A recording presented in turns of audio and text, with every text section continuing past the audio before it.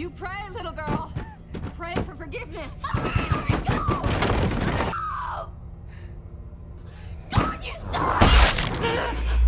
Margaret White is a deeply delusional religious zealot who believes nearly everything is sinful, especially anything connected to women, their bodies, and sexuality. At the beginning of the movie, Margaret lies on a blood-soaked bed, crying out in agony while begging God to forgive her sins. She is so detached from reality that she assumes she is dying of cancer, when in truth she is simply going through labor. When the pain finally fades, she glances between her legs and freezes in horror at the sight of a newborn baby girl. Margaret believes the child is the result of the sin she committed with her former husband. She grabs a pair of scissors, preparing to kill the baby, but ultimately cannot bring herself to do it. The baby girl is named Carrie. As years pass, Margaret imposes her extreme beliefs onto Carrie and denies her any sense of freedom. She forbids her from making friends, speaking to boys, and even keeps her from attending school for most of her life. However, when Carrie turns 16, child welfare activists force Margaret to allow her daughter to attend high school. Because of her withdrawn and socially awkward nature, she constantly becomes the target of ridicule. She never speaks to anyone and reacts with confusion when girls reveal cleavage or when couples kiss. The idea of dating is completely unfamiliar to her. One day, during a water volleyball game, Carrie accidentally strikes the popular girl Sue in the head. Sue's friend Chris mocks Carrie, and the rest of the class laughs along. After class, the girls head into the showers to change. While showering, Carrie experiences her first period and immediately panics. She has never been educated about menstruation or any aspect of female biology. Seeing blood run down her legs makes her believe she is seriously ill and dying. She runs around in distress, desperately asking the other girls for help. Chris quickly realizes Carrie has no idea what menstruation is and begins to ridicule her. Soon, the rest of the girls join in, throwing tampons at her while recording her breakdown. Sue feels guilty watching this happen, but stays silent, afraid of becoming an outcast like Carrie. The chaos only ends when the gym teacher, Miss Desjardins, rushes in. Even after the bullying stops, Carrie continues screaming and crying in a full panic attack. To snap her out of it, the teacher slaps her across the face. As the girls leave, Carrie glares at a light bulb in anger, and it suddenly shatters.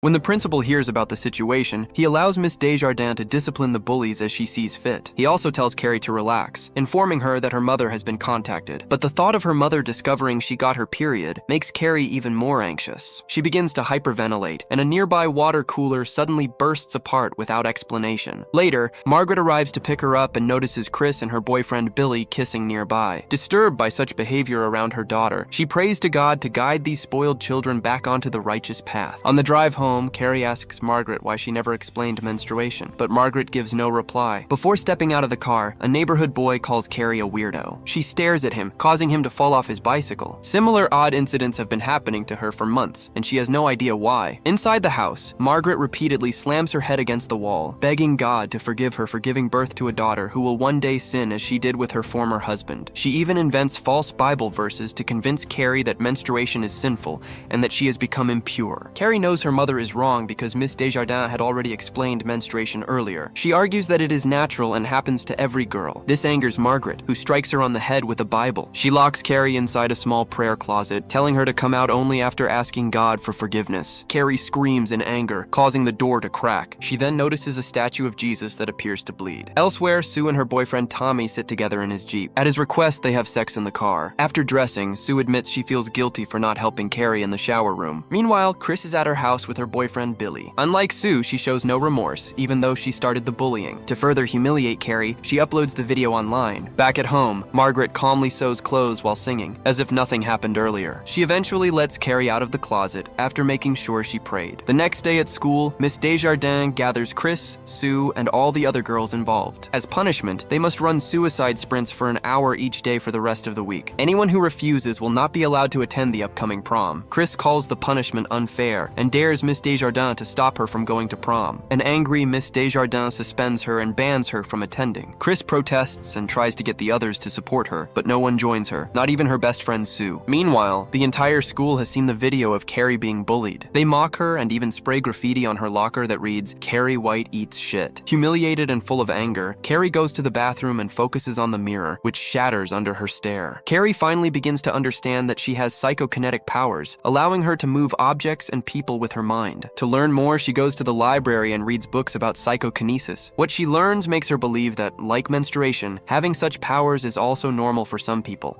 In the next class, she is asked to come to the front and read a poem aloud. After she finishes, Sue's boyfriend Tommy whispers an insult under his breath. But when told to speak up, he says that Carrie's poem was really good. Carrie feels surprised and shy that a boy has complimented her. Meanwhile, Chris calls her lawyer father to the school to try to reverse her lost prom privileges. She acts like the victim, accusing Miss Desjardins of verbally mistreating her. To prove otherwise, Miss Desjardins asks for her phone containing the video of her bullying Carrie. However, Chris refuses to give it, showing that she is at fault. That night, Carrie experiments with her powers by lifting books and even her bed. Margaret hears a sound and comes upstairs holding a knife to check. By then, Carrie is pretending to sleep, so Margaret lowers the knife. The next day, Sue asks her boyfriend Tommy to take Carrie to the prom. She believes Carrie deserves one normal night and is willing to miss senior prom herself. Tommy wants to attend with Sue, but after repeated urging, he finally agrees. He then approaches Carrie and invites her to prom. A shocked Carrie thinks it is a joke and runs away. Later, Miss Desjardins finds her crying in the locker room. When asked what happened, Carrie tells her about Tommy asking her out. The teacher encourages Carrie, but she also knows Tommy sees her as an outcast. She finds Sue and Tommy and warns them to reconsider if they plan to embarrass Carrie. After school, Tommy drives to Carrie's house, frightening her because she does not want her mother to know she speaks to boys. He says he will only leave if she agrees to go to prom with him. Carrie accepts, but only if he brings her home by 10:30 p.m. She feels excited to finally be like the other students. To get ready for prom, she goes shopping, but the dresses are too expensive,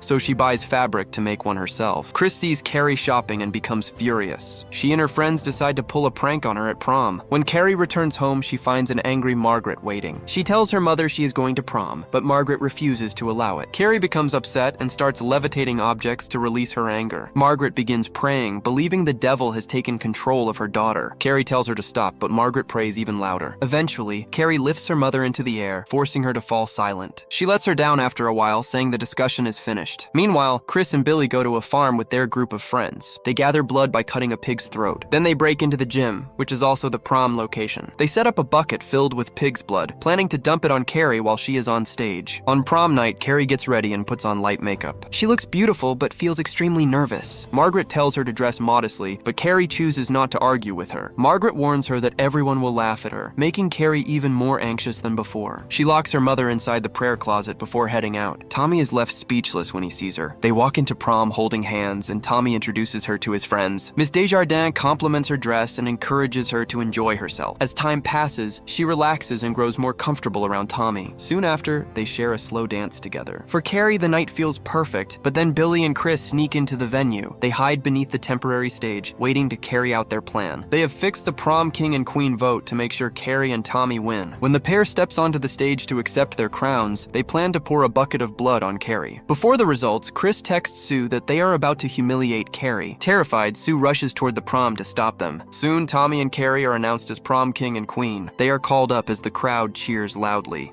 Sue reaches the building and spots Chris in the rafters, moments from dumping the blood. Miss Desjardins sees Sue and assumes she is there to ruin the event. She locks Sue inside a room without hearing her out. Finally, Chris pulls the rope, spilling the blood over Carrie. She also hacks the screen and plays the video from the day Carrie got her period. The crowd bursts into laughter as Miss Desjardins moves in to help her. But by now, Carrie has completely lost control. She throws Miss Desjardins back without touching her, shocking everyone. Seconds later, the bucket drops onto Tommy's head, killing him instantly. Carrie unleashes her powers and pushes the crowd away with a single scream. Chris and Billy escape and rush to their car. As others try to flee, Carrie seals all the doors and windows shut. She then hurls tables and chairs at the crowd, killing people one by one. She pins some girls to the floor so they are crushed under others running. The hall catches fire when she shatters the lights and electrical wires. She places Miss Desjardins safely on the stage but destroys everyone else. She then moves outside, searching for Billy and Chris. They speed away in their car, but Carrie follows them. Billy tries to run her over, but she stops the car with her power, causing him to hit his head and die instantly. Chris attempts to hit her again, but Carrie sends the car crashing into a gas station. She watches as Chris slowly dies, stuck against the windshield. After that, Carrie returns home and notices her mother is no longer in the prayer closet. She takes a bath to wash off the blood. Margaret appears before her, and Carrie embraces her, saying she was right about everyone mocking her. Margaret still believes this is punishment for her past sin with her husband. She suddenly stabs Carrie with a butcher knife. Carrie tries to escape, but Margaret goes mad and chases her into into the kitchen. She pins Carrie down and prepares to stab her again, but Carrie stops her using her power. She sends sharp objects flying into Margaret, crucifying her. Then she breaks down, holding her dying mother and regretting everything. In the end, she uses her power to destroy the house. At that moment, Sue arrives and tries to stop Carrie. Carrie is about to kill her too, but stops when she realizes Sue is pregnant. Carrie smiles and says it is a girl. She pushes Sue outside to save her from the collapsing roof. Moments later, both Margaret and Carrie die as the house falls apart. Months later, Sue lies in a hospital bed screaming in pain during childbirth. Suddenly, a bloody hand reaches out from her and she wakes up realizing it was only a dream. Her mother comforts her as she struggles to breathe, fearing she will give birth to Carrie. The end. Thanks for watching. Subscribe for more recaps like this and support the channel.